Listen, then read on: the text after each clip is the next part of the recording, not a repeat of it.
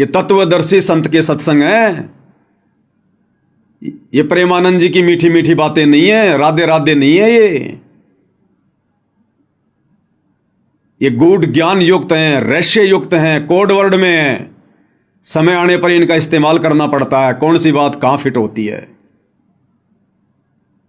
तो भगत समाज को विचार कर लेना चाहिए कि हमारे शत्रु 2014 के बाद ये उल्टे कर्म करवाकर गुरुदेव का कलयुगी परिवार बना हुआ है, या फिर गुरुदेव भगवान हमारे शत्रु हैं। ये गुरुदेव के ज्ञान आधार से मैच कर लेना भाई, और अपना बचाव कर लेना, नहीं तो माफी नहीं है। अब गुरुदेव भगवान ने क्या बताया भाई और बहनों, इस ज्ञान को अच्छे से समझने के बाद में, जैसे वर्तमान में जो स्थिति आप और हम सभी सत्सेवक भाई बहनों की हो चुकी है, गुरुदेव के इस अमर वचन के अनुसार, सत्संग के अनुसार, गुरुदेव ने क्या बताया कि गीता जी अध्याय 8 श्लोक 1 में अर्जुन ने ब्रह्म से पूछा कि आपने अध्याय 7 के श्लोक नंबर 29 में आपने जिस तत्व ब्रह्म की बात की है, सच्चिदानंद घन ब्रह्म की बात की है, वो कौन है? तो उसका जवाब गीता अध्याय 8 श्लोक नंबर 3 में दिया कि वो सच्चिदानंद घन ब्रह्म है, वो कबीर परमेश्वर है, वो कबीर वाणियां हैं, सच्चिदानंद घन ब्रह्म की वाणियां हैं, जिनमें सारे धर्म और उन कर्मों की जानकारी है। कि वो तत्व ब्रह्म कौन है? कि वो सच्चिदानंद घन ब्रह्म है। और फिर आगे क्या बताया गुरुदेव ने कि उस तत्व ब्रह्म से परिचित होने के बाद, उस पूर्ण परमात्मा के विधान से परिचित होने के बाद में, तत्व ब्रह्म से परिचित होने का मतलब है उस पूर्ण ब्रह्म परमात्मा कबीर देव सतगुरु रामपाल जी के तत्व ज्ञान से परिचित होने के बाद, हर प्रकार से सभी की उन धार्मिक यज्ञों की जानकारी होने के बाद, ये प्राणी फिर कोई गलती नहीं कर सकता। फिर ये केवल जरा और मरण से छूटने का ही प्रयत्न करेगा। यहां की किसी भी सांसारिक चीज में कोई इच्छा नहीं रखेगा, यहां की किसी भी बकवाद में अपना पैर नहीं उड़ जाएगा। उस तत्व ब्रह्म से परिचित होने के बाद, यानी उस तत्वदर्शी संत के तत्व ज्ञान से परिचित होने के बाद, ये प्राणी फिर गलती नहीं कर सकता। फिर केवल इसको अपना रोग दिखाई देगा कि तू तो जन्म और मरण का रोगी है, अपना रोग कटवा ले भाई, नहीं तो दुर्गति भयंकर हो जाएगी। यहां पे क्या कह रहे हैं परमात्मा, ध्यान से सुनिए भाई और बहनों, फिर हम इसका निष्कर्ष निकालेंगे। अध्याय नंबर 8 के श्लोक नंबर 1 में अर्जुन ने पूछा कि आप जी ने जो 7वें अध्याय के 29वें श्लोक में बताया है कि तत्व ब्रह्म को जान के और सारे अध्यात्म स्पिरिचुअल नॉलेज से, कंप्लीट स्पिरिचुअल नॉलेज, संपूर्ण अध्यात्म ज्ञान से परिचित और सभी कर्मों से परिचित प्राणी केवल जरा और मरण के इस संकट से छूटने का प्रयत्न करता है। जरा माने बुढ़ापा, बुढ़ापे का दुख, मरण माने मृत्यु का कहर। ये दोनों दुख यहाँ पर कंपलसरी। तो जिसको ये ज्ञान हो जाता है, जो तत्वदर्शी संत की शरण में चले जाते हैं, उनको तो संपूर्ण अध्यात्म ज्ञान प्राप्त हो जाता है। फिर वो केवल उस तत्व ब्रह्म से परिचित हो जाते हैं, तत्व ब्रह्म से और सारे अध्यात्म ज्ञान से, सब कर्मों से। जैसे कोई किसी से कोई धोखा करेगा तो उसका फल भोगना पड़ेगा, चोरी करेगा तो वो देना पड़ेगा, उसके गधा बन कर देना पड़ेगा। तो ये कर्मों से परिचित हो जाने के उपरांत प्राणी गलती नहीं करेगा, भूखा रह सकता है। क्या कह रहे हैं गुरुदेव, उस तत्व ब्रह्म से परिचित होने के बाद, तत्वदर्शी संत से उपदेश लेने के बाद, तत्व ज्ञान से परिचित होने के बाद, अब गुरुदेव के जो सत्संग है वो तत्व ज्ञान है, उससे परिचित होने के बाद ये प्राणी फिर गलती नहीं कर सकता। तो भाई और बहनों, यदि ये नादान संगत जो आज सतलोक आश्रमों से जुड़ी हुई है, अगर ये गुरुदेव भगवान के तत्व ज्ञान युक्त सत्संग सुनकर उस तत्व ज्ञान से, तत्व ब्रह्म से परिचित हो गई होती, तो भाई और बहनों फिर ये बकवाद नहीं कर सकते थे। फिर किसी का पीड़ा पर्चा इनको डगमग नहीं कर सकता, कोई भी कोऑर्डिनेटर इनको उल्टे रास्ते पर नहीं चला सकता था, गुरुदेव का परिवार संगत को भ्रमित नहीं कर सकता था, आरक्षणों में नहीं बैठा सकता था, गुंडों की सीबीआई जांच में नहीं बैठा सकता था। किसी भी कुपात्र के हाथों में फिर यह संगत एक रुपया भी भूल कर नहीं देती। अगर यह संगत तत्व ब्रह्म से परिचित हो जाती तो। इसलिए दास बार बार कहता है कि आश्रमों से जुड़ी संगत को तो तत्व ज्ञान की छींट भी नहीं है। अब उस तत्व ब्रह्म से कौन परिचित हुआ? सारे धर्मों की, उन कर्मों की, आध्यात्मिक यज्ञों की जानकारी किसको प्राप्त हुई? केवल साध संगति से जुड़े हुए सत्सेवक भाई बहनों को। तभी तो हमें अपना ये जन्म मरण का रोग दिखाई दे रहा है। हम लोग एक एक कदम भक्ति मार्ग पर फूंक फूंक के रख रहे हैं कि हम किसी के पीले पर्चों के गुलाम नहीं हैं, हम गुरुजी के कलियुगी परिवार के गुलाम नहीं हैं, हम किसी कोऑर्डिनेटर के गुलाम नहीं हैं, हम गुलाम हैं अपने भगवान के और उनके तत्व ज्ञान के। सत्संग ही हमारे गुरु हैं, ज्ञान ही हमारा गुरु है, और जैसा हमें परमात्मा का विधान निर्देशित करेगा हम वैसा ही चलेंगे। तो तत्व ज्ञान से, तत्व ब्रह्म से केवल सत्सेवक भाई बहन परिचित हुए हैं, जो काल की किसी भी प्रकार की सूक्ष्म चाल में फंसने से बचे हुए हैं। और तभी भाई और बहनों हम यहां से अपनी भक्ति को सफल करके गुरुदेव के साथ में बाहर निकल पाएंगे। इसलिए तो परमात्मा कहते हैं, ये संसार विघन की घाटी कोई निकलेगा बिरला सूर। ये संसार विघन की घाटी है, बहुत टेढ़ा मेढ़ा रास्ता है। काल इतनी आसानी से भक्ति परवान नहीं चढ़ने देगा, मर्यादाओं में नहीं रहने देगा। ये संसार विघन की घाटी और कोई निकलेगा बिरला शूर। कौन बिरला? जो उस तत्व ब्रह्म से परिचित हो जाएगा। तत्व ब्रह्म से अब ये नादान संगत भाई और बहनों ना तो उस तत्व ब्रह्म से परिचित है और ना तत्व ज्ञान से परिचित है। तत्व ब्रह्म कौन? सबसे बड़ा परमात्मा, परम अक्षर ब्रह्म, सत्य पुरुष कबीर देव, जो वर्तमान में सतगुरु रामपाल जी के रूप में धरती पर प्रकट हैं। ये है वो तत्व ब्रह्म, सार ब्रह्म, सार शब्द, भक्ति का सार, भक्ति का मूल, भक्ति का निष्कर्ष। इस तत्व ब्रह्म से केवल संगत परिचित है, साध संगति से जुड़े हुए भाई बहन। और इसी कारण से हम भाई बहनों ने अपने गुरुदेव भगवान के अलावा किसी अन्य को परमात्मा मानने से बिल्कुल इनकार कर दिया। हमारे हृदय में, हमारे दिलो दिमाग में, हमारे घर में, हमारे घट में हमारे पूज्य गुरुदेव भगवान के अलावा दूसरा कोई तत्व ब्रह्म नहीं है। हमारे खुद के भाई बहन हमारे को भ्रमित करना चाहते हैं, हमें डगमग करना चाहते हैं काल प्रेरणा से। काल खूब कोशिश करवा रहा है। एक वो 25 मिनट की इन्होंने एआई से फिल्म बनाई, संत और परमात्मा का अद्भुत मिलन। वो काल ने इसीलिए तो बनवाई कि साथ संगत वालों को भ्रमित किया जाए, और ऑलरेडी जो लोग आश्रमों में आते हैं जो भ्रमित हैं उनको और ज्यादा भ्रमित किया जाए, और गुरु को परमात्मा ना मानने दिया जाए।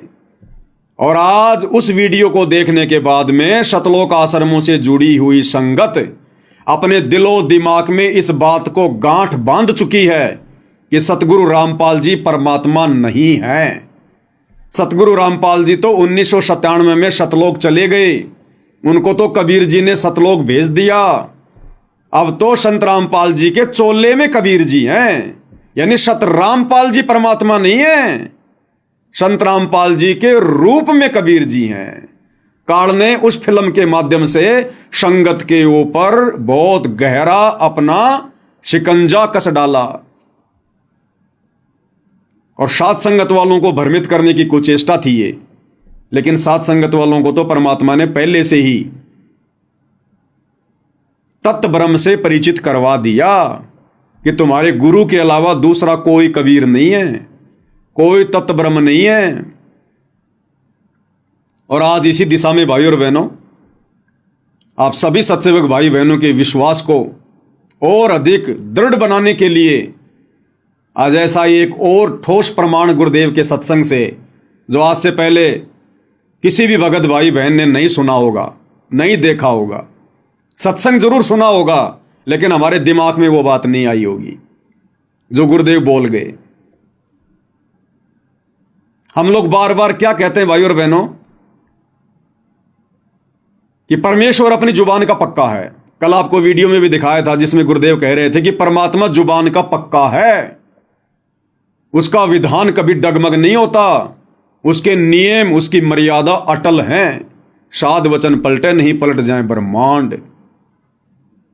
और 650 साल पहले उसी जुबान के पक्के परमात्मा कबीर जी ने धर्मदास जी के माध्यम से कबीर सागर लिखवाया। और क्या वाणी लिखवाई कि 12वें पंथ हम ही चल आवें, सब पंथों को मिटाकर एक पंथ चलावें। तो 12वें पंथ में उस जुबान के पक्के कबीर परमात्मा ने खुद ही आना था, खुद ही 12वें पंथ में। और 12वें पंथ में आने के लिए उस कबीर परमात्मा ने वैसी ही लीला की जैसी लीला परमात्मा हर एक युग में करते हैं। 8 सितंबर 1951 को वो कबीर भगवान शिशु रूप में भारत देश की पवित्र भूमि पर प्रकट हुए, गांव धनाना में। हम सब की चरम दृष्टि को धोखा देते हुए, काल की दृष्टि को धोखा देते हुए, क्योंकि इससे बड़ा कोई ठगवाड़ा नहीं है। नानक जी कहते हैं, ए ठगवाड़ा ठगी देश, दानक रूप राह करतार। वेदों में इस परमात्मा को तस्करा कहा गया है, तस्करा। आंखों में धूल झोंककर अपना कार्य सिद्ध करने वाला। तो 8 सितंबर 1951 को यह परमात्मा धरती पर सह शरीर प्रकट हुए, क्योंकि स्वयंभू परमात्मा है। ना सतगुरु जननी जने जाके माना बाप, पिंड ब्रह्मण से रहित है ना वहां तीनों ताप। सतगुरु कभी किसी मां से जन्म नहीं लेता। हाड़ चाम लहू ना मेरे कोई जाने सतनाम उपासी, तारण तरण अभय पददाता मैं हूं कबीर अविनाशी। अगर हम अपने गुरुदेव को सतगुरु कह रहे हैं तो हमने सतगुरु की परिभाषा से भी परिचित होना चाहिए कि ना सतगुरु जननी जने और जाके माना बाप। यदि आप सतगुरु रामपाल जी को सतगुरु कह रहे हैं तो फिर आपने उनको मां के गर्भ से जन्म लिया हुआ कैसे मान लिया? आप तो दोगला काम कर रहे हैं, दोगली बातें फिर भक्तों की। एक तरफ तो गुरु को सतगुरु कह रहे हैं और फिर उनको मां के गर्भ से जन्म लेकर आया हुआ 2 कोटि का जीव भी समझ रहे हैं, और 8 सितंबर को उनका जन्मदिन मना रहे हैं अवतरण दिवस के नाम पर, और कह रहे हैं हमारे गुरु जी का जन्म हुआ, हमारे गुरु जी का जन्म हुआ। तो इस परमेश्वर ने लीला की आने की। और फिर जब वो निर्धारित समय आया 17 फरवरी 1988 का, उस दिन परमेश्वर ने आदरणीय राम देवानंद जी को, जिन्हें हम अपना दादा गुरु कहते हैं, उनको अपना मुंह बोला गुरु बनाया।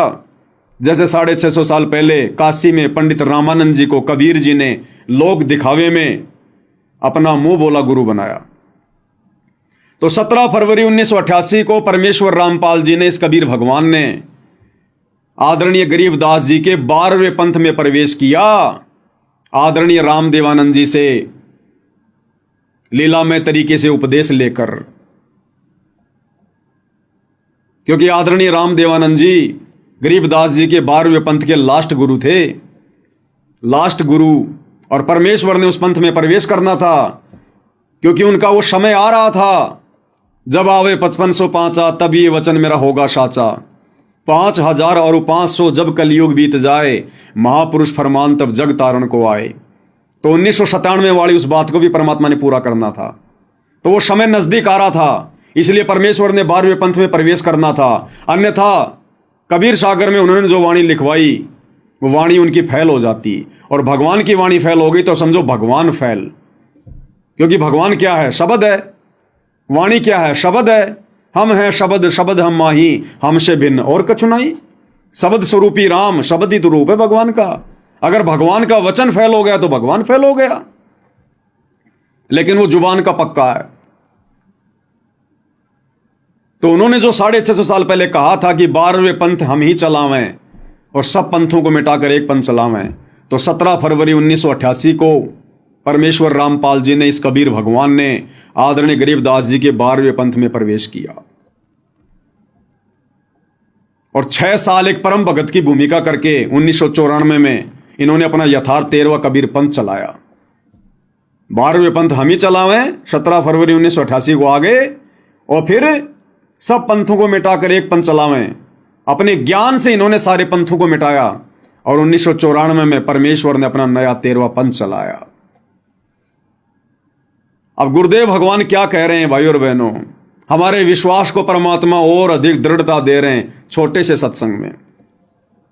और इस सत्संग में पूज्य गुरुदेव भगवान क्या कह रहे हैं, आपने हर एक सत्संग में सुना होगा जिसमें गुरुदेव भगवान कहते हैं कि मुझदास को अपने पूज्य गुरुदेव जी से 1993 में सत्संग करने की आज्ञा मिली और 1994 में नाम उपदेश करने की। लेकिन आज क्या कह रहे हैं गुरुदेव भगवान, सारा मसाला, सारे संकेत गुरुदेव ने इन्हीं सत्संगों में छुपा कर रखे हैं, लेकिन समय आने पर परमात्मा उनका खुलासा कराते हैं ठीक के समय पर।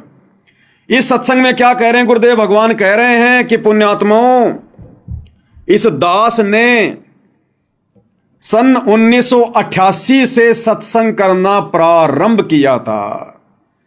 कब से? 1988 से। पहले आप गुरुदेव भगवान के मुख कमल से सुनिए भाई और बहनों, फिर आपको समझाते हैं कैसे।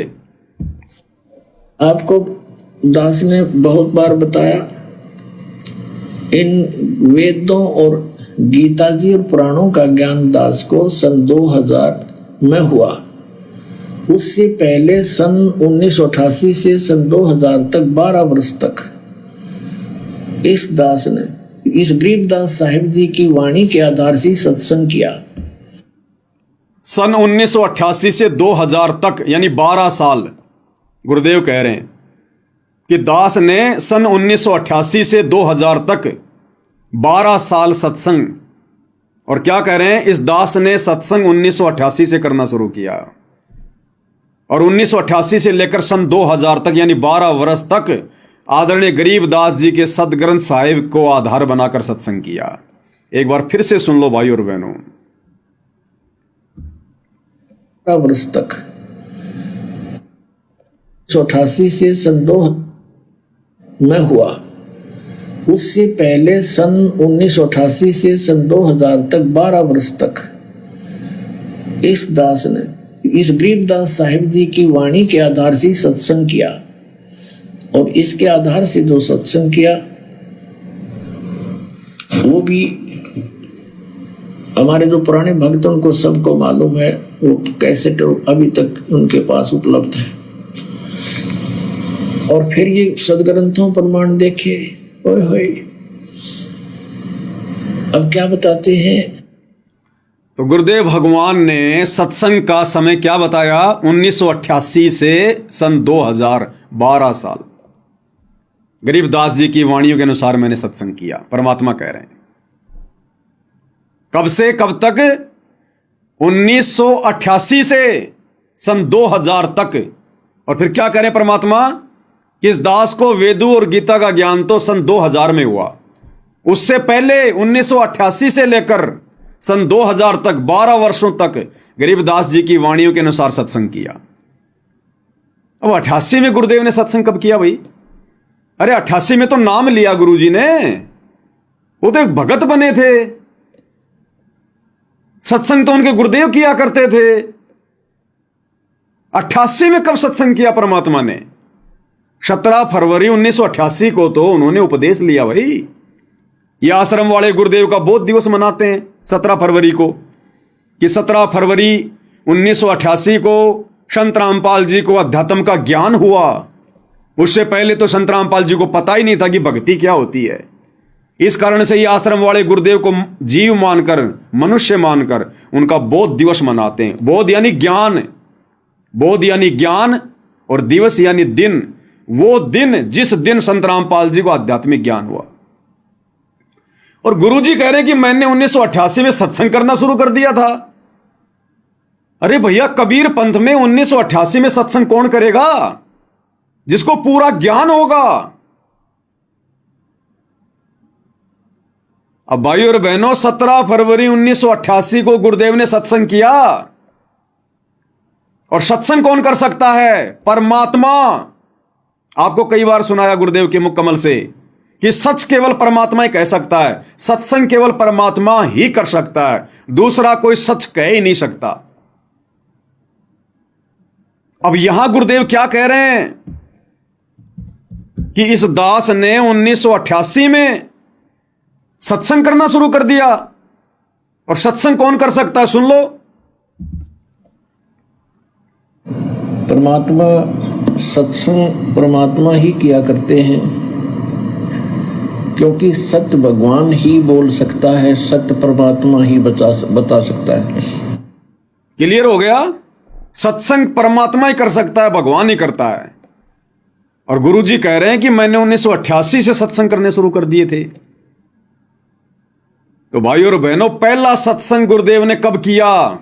इस कलयुग की बिचली पीढ़ी में 17 फरवरी 1988 को।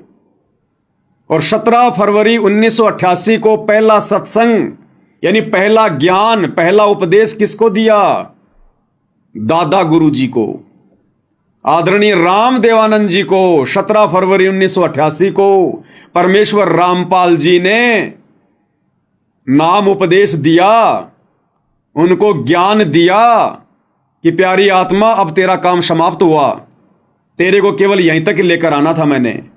अब बैठ के तू अपनी भक्ति कर और लोक दिखावे में आप मेरे गुरु बने रहो, और बाकी मैंने आपको उपदेश दे दिया है, अपनी भक्ति करो, अपना बेड़ा पार कराओ।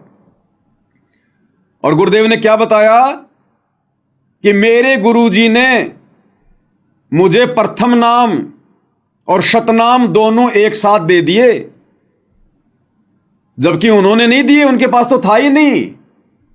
17 फरवरी 1988 को परमेश्वर रामपाल जी ने अपने मुंह बोले गुरु आदरणीय राम देवानंद जी को, क्योंकि वो अच्छी आत्मा थी और अच्छी आत्मा को दोनों मंत्र एक साथ दिए जा सकते हैं, प्रथम नाम और शतनाम। तो परमेश्वर रामपाल जी ने 17 फरवरी 1988 को आदरणीय राम देवानंद जी को ये प्रथम नाम और शतनाम दोनों एक साथ दिए, और उसके एक सप्ताह के अंदर अंदर उनको सार नाम दे दिया। लेकिन सार शब्द नहीं, सार शब्द तो उनको दोबारा से मनुष्य जन्म लेना पड़ेगा। गुरु का गुरु बन के कभी कोई पार नहीं हो सकता। यहां से गुरु की भूमिका निभा के कोई पार नहीं हो सकता। 650 साल पहले पंडित रामानंद जी ने कबीर जी के गुरु की भूमिका निभाई, पार हो गया, दोबारा से जन्म लेना पड़ा। तो 1988 में पहला सत्संग गुरुदेव भगवान ने 17 फरवरी के दिन, जिस दिन को ये नादान सतलोक आश्रम वाले गुरु को मानुष मानकर और बोध दिवस के रूप में मनाते हैं, हम सत्सेवक भाई बहन नहीं मनाते, कभी नहीं मनाया। हम तो इनको भी मना करते हैं उल्टा कि क्यों मूर्खता कर रहे हो, कल को पछताना पड़ेगा।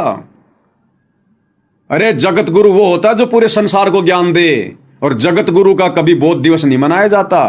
दूसरे से ज्ञान लेकर कभी कोई जगत गुरु नहीं बनता। तो भाई और बहनों, जो गुरुदेव भगवान कह रहे हैं ना कि इस दास ने 1988 से 2000 तक सत्संग किए, तो 1988 में सत्संग, और सत्संग कौन कर सकता है? भगवान।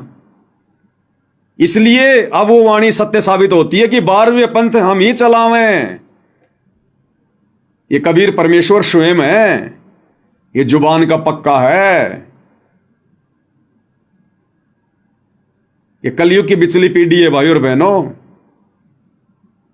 परमात्मा आप और हमें एडी से चोटी तक फुल कर देंगे। गुरु को मानुष मानने की गुंजाइश रत्ती भर भी नहीं रहेगी, रत्ती भर भी, जो आत्मा मोक्ष की अधिकारी होंगी। इसलिए परमेश्वर ने सात संगतियां शुरू करवाई, क्योंकि अपने द्वारा किए गए सत्संगों का निष्कर्ष गुरु नहीं निकालेगा। गुरु ने वेदों का निष्कर्ष निकाल दिया, गीता जी का निकाल दिया, पुराणों का निकाल दिया, दूसरे संतों के सत्संगों का निष्कर्ष निकाल दिया, लेकिन अपने सत्संगों का निष्कर्ष कभी गुरु निकाल के नहीं देगा।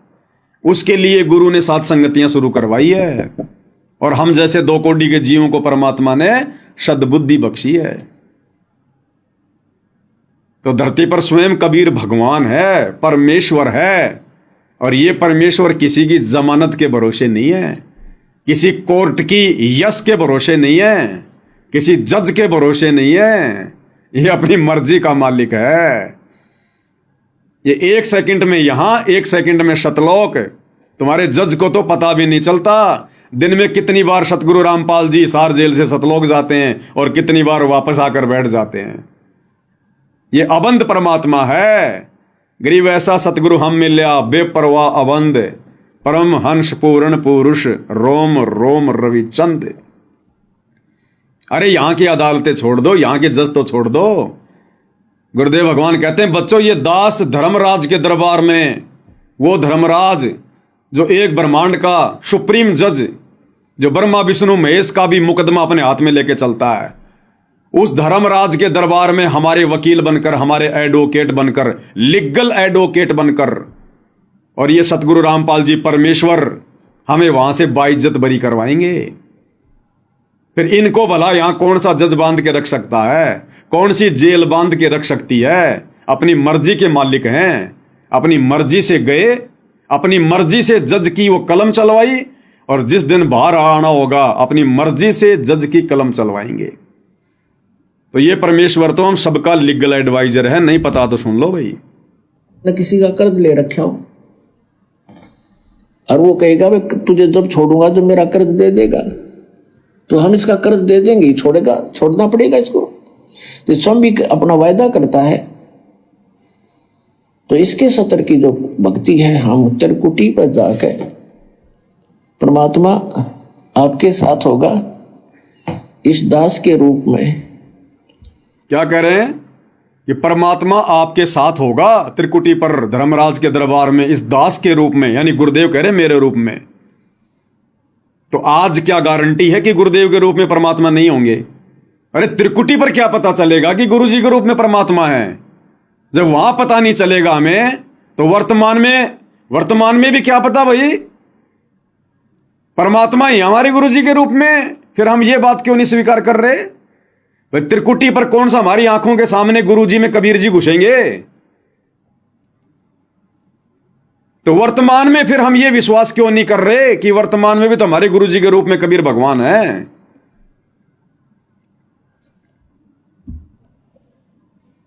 आपके सारे अकाउंट कराएगा।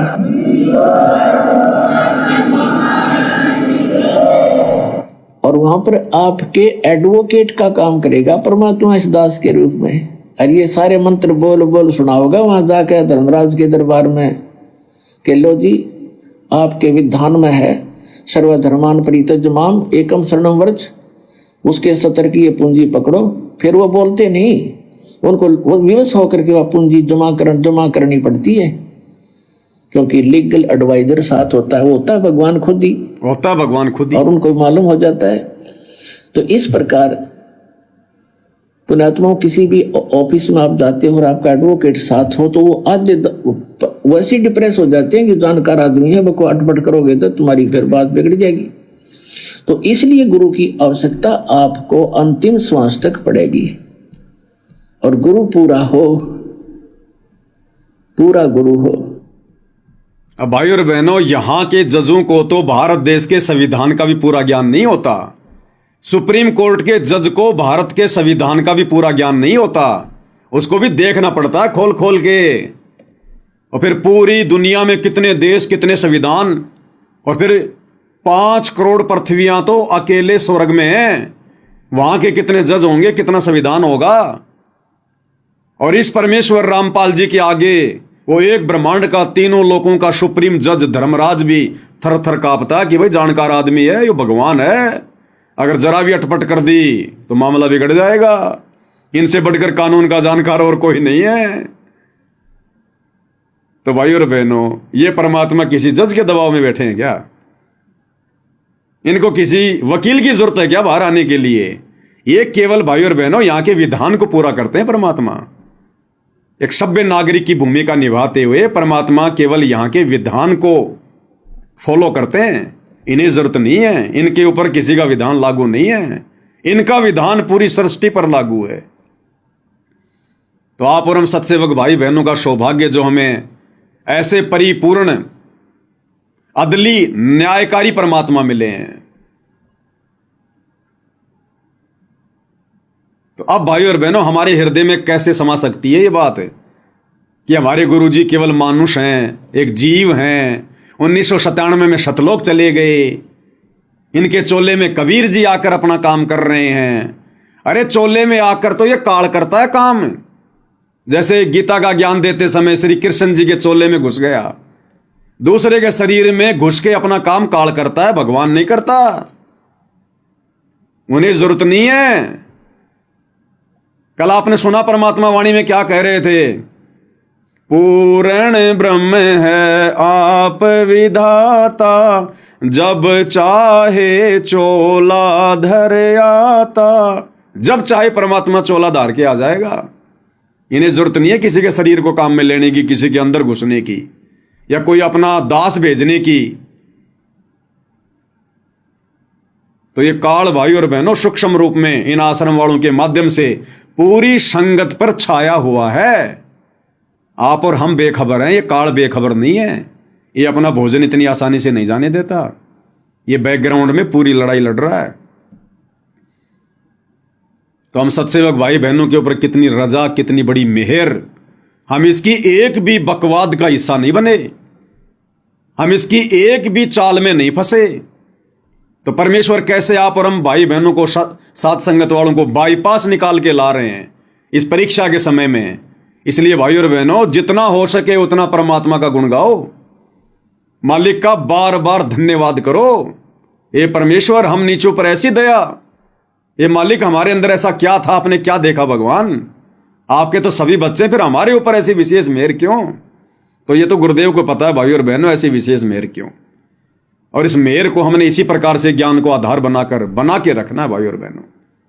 अंतिम श्वास तक ये काल बहुत झटके देगा, बहुत लड़ाइयां लड़ेगा भी, बहुत बकवाद करवाएगा। इसका तो यही काम है, बकवादी का काम ही बकवाद करना होता है। तो आप और हम भाई बहनों ने सावधान रहना इसी प्रकार से, गुरुदेव की आड़ लेकर, गुरुदेव की ओट लेकर, गुरुदेव की पीठ पीछे खड़े होकर, क्योंकि हमारा सबसे बड़ा सहारा हमारा गुरु है और कोई नहीं।